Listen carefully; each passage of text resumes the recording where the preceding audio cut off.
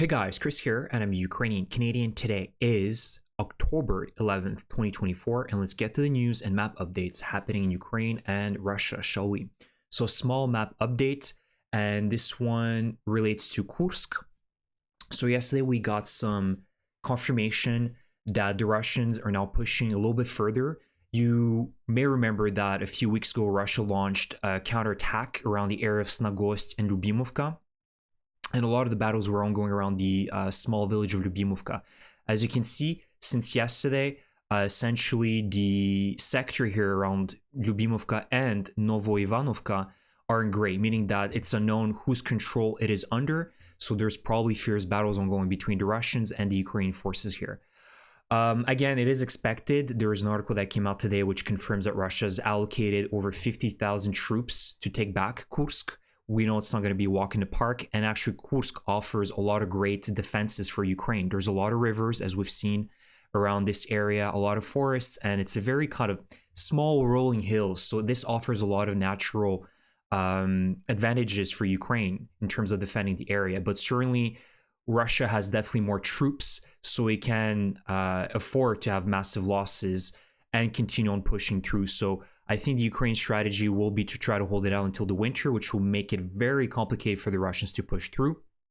And with all these rivers, and certainly Ukraine must have built some sort of defenses and trenches around the area, it's not going to be easy for the Russians. And I think the main strategy is clear that Ukraine is just trying to divert as many Russians as possible out of Donbas, out of Kharkiv, out of Kherson and Zaporizhia. So they are concentrating the fighting here in Russia rather than in Ukraine. So I think part of that strategy is working. And then we know that Zelensky wants to have some sort of peace summit by the end of the year, which would perhaps allow the Ukrainians to trade territory. Now, that's a big if, because I've mentioned in my previous videos that Putin is not interested in any negotiations. He believes now that he must destroy Ukraine. So we'll see how fruitful that is. But Zelensky still wants a peace summit, and perhaps he can apply enough pressure during the peace summit to convince the allies to force Russia to trade territory. We don't know. It's just assumptions. We're just modeling assumptions right now. But I think that this operation is still very important for Ukraine. And of course, as I've mentioned, ever since the beginning of this offensive, that our expectations need to be grounded. It was never about, capturing Kursk city and then heading to Moscow. We know that Ukraine simply doesn't have those capabilities. However, Ukraine showcased to us that they're capable of conducting an offensive operation, and most importantly, they've showcased that they're truly the good side in this conflict. Ukraine is treating the Russians currently, the territory that Ukraine occupies in Kursk. The soldiers are treating the citizens there fairly, and they're providing them the basic necessities. That is not something we can say about the Russians, and I'll share with you guys in my slides a story about the horrific acts of the Russian military in Kherson, which is something that has been ongoing for the last few months.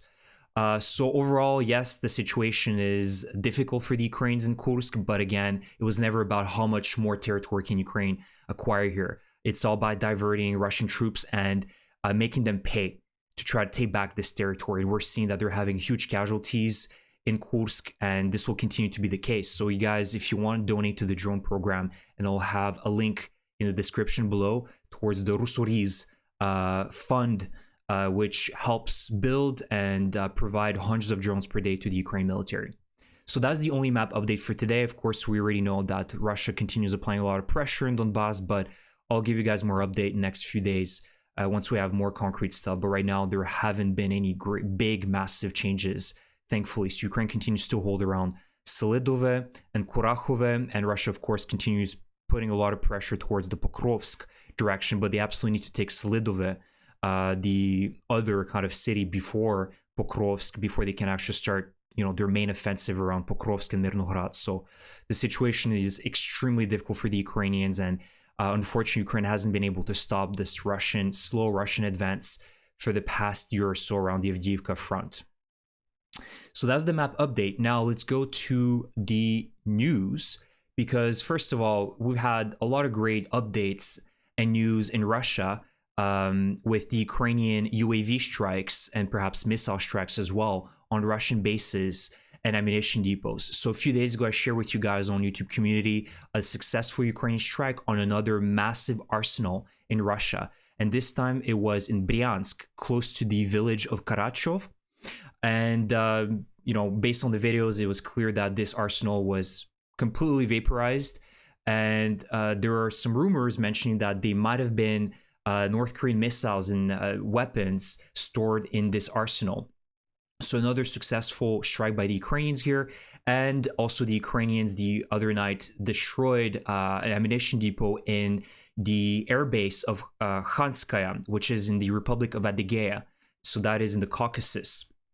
And according to the Astra Telegram channel, they reported that during this attack on this airfield, one of the Ukrainian drones hit this ammunition depot, which resulted, as you can see here in the kind of square here, which resulted in the detonation of an expensive Kh-31 missile, 3 Kh-35 missiles, and 15 D-30 UMP bombs, and also the UMPK glide kits that are used by the Russians. 41 of them were destroyed as well.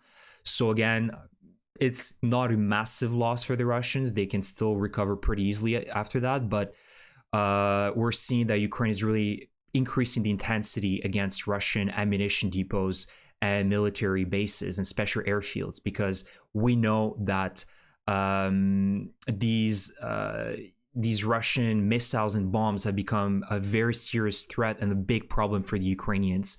They're extremely destructive, and Ukraine needs to find a solution to increase the intensity. So I can only hope that in the near future, Ukraine will be given permission to use Western long-range weapons to strike more and more of these bases within Russia, because this needs to be a daily thing, guys. This is not something that can happen once a week or maybe once every 2 weeks. It really needs to be almost on a daily basis that Ukraine strikes these bases, because it might take even a few strikes to destroy them effectively. And Russia has hundreds of bases all throughout Russia, but the most important ones are around 300 to 500 kilometers away from the border, and so most Ukrainian missiles can't hit them. Ukraine has the Neptunes, but they don't produce enough of them. There's also the talks of Ukraine now starting production of the Grim 2, but this is also very difficult to mass produce them. And we know that the West has the quantity right now available that they can directly give to Ukraine, so they can destroy more and more of these arsenals, these airfields throughout Russia, which will seriously degrade their ability to conduct defensive operations in Ukraine. It's obvious and evident. Now, I promised you guys I would talk about, the terrible acts of the Russian military in Ukraine, and we need to talk about Kherson. It's been a while since I've mentioned anything about Kherson. We remember that a few months ago, the Ukrainian troops pulled out of the left bank around Kozachya Lopan, this kind of bridgehead that Ukraine controlled in that area. And, just because they just didn't have enough resources to continue holding out. And that, I think, really helped at controlling this problem. But now, unfortunately, since the Ukrainians pulled out and are not really present on the left bank, or as much as, they were in the past, Russia really started committing massive atrocities in the right bank of Kherson. So Kherson city and other villages by the Dnipro River. And this is just one of the multiple stories that was shared here on the Kyiv Independent. So Anastasia, who was cycling home when she was spotted by a Russian drone. And so Anastasia had had 2 previous encounters with Russian drones, one where she ran away on foot. And unfortunately, the last time was successful, and the Russians managed to drop from the drone a little bomb, a grenade, which actually brushed her body before exploding at her feet. She survived the blast, but embedded shrapnel left her unable to walk. Injuring rather than killing is typical for small drone bombs. Imagery of the attack was posted on a Russian Telegram channel with a winking face emoji and the comment, "The Ukrainian armed forces are riding bikes. This one is a strong 300. So this is a code, obviously, for injured soldier. Evacuation is not allowed. And obviously, there's several of these cases by video which are shamelessly spread around on Russian Telegram channels, and they're just rejoicing at this human safari in hunting innocent civilians that are just going about their lives. And then me sharing this story with you, this is one among thousands of stories of Russian atrocities on Ukrainian soil. And then there are some that are saying Ukraine needs to make peace with Russia. knowing everything that we know. Anyone that believes that Russia will stop simply need to read the stories to understand that they'll never change unless they face punishment and the truth about their society, that they're morally inferior, that they rejoice at killing civilians, and they have absolutely no morals within their society. And so only true punishment will change Russia, not a short-term peace. And the problem is the longer this war drags on for, the more brutal the Russians become. And we've witnessed that. Just this week, a Ukrainian journalist, I believe her name was Victoria Pishana, if I may have forgotten her name correctly. I may have not said her name correctly, but she was in Russian captivity and she died.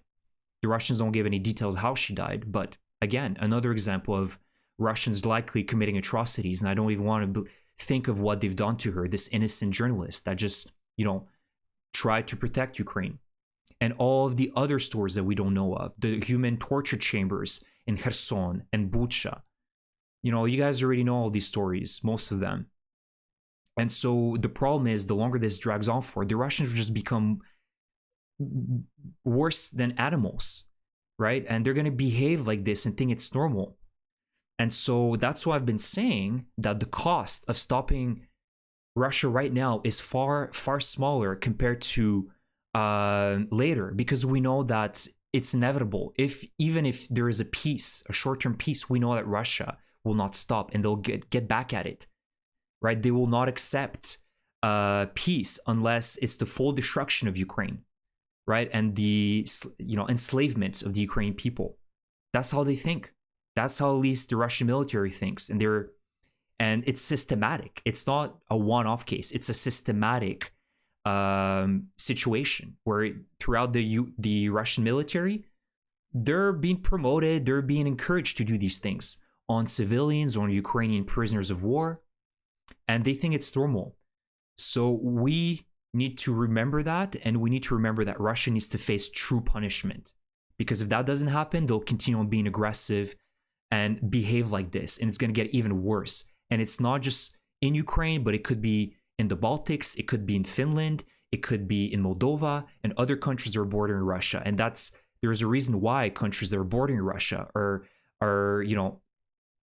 talking about this as well. I share with you guys the interview with the Finnish president on Fox Business News on my previous video, and the 4 conditions that need to be met for us to really secure a long-term peace in Eastern Europe and Ukraine specifically. Now, last but not least, let's talk about sociology, but in Russia again, because there's a new survey that came out by Levada, which is kind of this neutral body that does surveys in Russia. And so this one confirms that nearly half of Russians say war in Ukraine brings more harm than good to the Russians. So 47%, so almost half of them, saw more harm in the war compared to 41% back in May of 2023.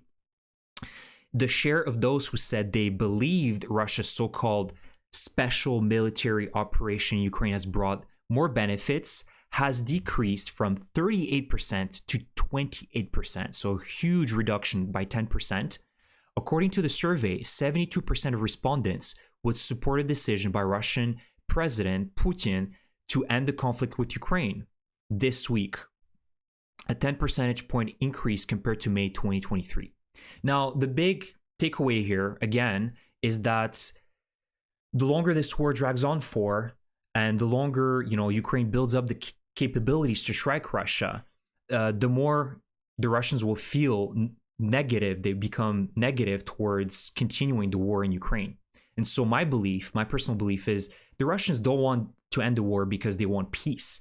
It's because their lives are becoming more and more, or getting more and more impacted by the war. Whether it be media repression, we just heard this week that Discord is being banned, YouTube is sort of banned, Steam, gaming kind of application is probably going to be banned. So all of these luxuries that the Russians enjoyed just a few years ago are being taken away by the Russian regime.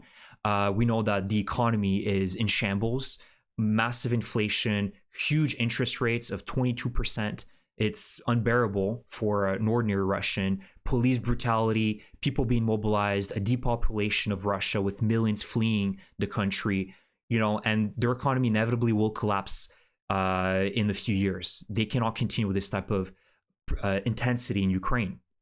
So this really highlights the importance to continue supporting Ukraine militarily and financially, because the cost of stopping them now, I'm repeating myself again, is much smaller compared to stopping them later. Because why are we trying to delay the inevitable? We know that Russia will not stop. And again, this is bringing me to Stubbs, the president of Finland, Alexander Stubb, his interview a few days ago that I shared with you guys. Those 4 conditions need to be met for us to really exhale and being like, whew, finally we can at least get some, a breather, knowing that Russia has been stopped. Otherwise, they'll continue being like that. And, there is a reason why the Russians want the war to end, because now they're feeling the effects of that. And we need to continue that pressure into Russia with economic sanctions, providing support to Ukraine, and finally giving the permission to Ukraine to strike deep within Russia with Western weapons, with the ATACMS, the Taurus, the Storm Shadows and Scalps, and other long-range missiles that the West has in the hundreds, if not in the thousands. And that can really, really accelerate the process of the Russian collapse. And this is a good thing for Russia, because this will force them to then eventually become democratic. And we need to be stepping up here and guide Russia towards that path as well. So that's the video for today, guys. I hope you enjoyed my updates. Again, if you want to help the Ukrainians, in the description below, I'll have a link to the Atrocities fund by Sternenko. So he always, every single day, he accumulates a lot of money and he builds these drones and he donates these drones to the Ukraine military, gives them to the Ukraine military, and that has a direct impact on the war and Ukraine's ability to defend itself. So if you guys want, you can always donate to his drone fund. And with all that, a huge thank you for support. I love reading your comments. I'm very grateful for your support, not only for this channel, but for Ukraine. And Slava Ukraini. Take care.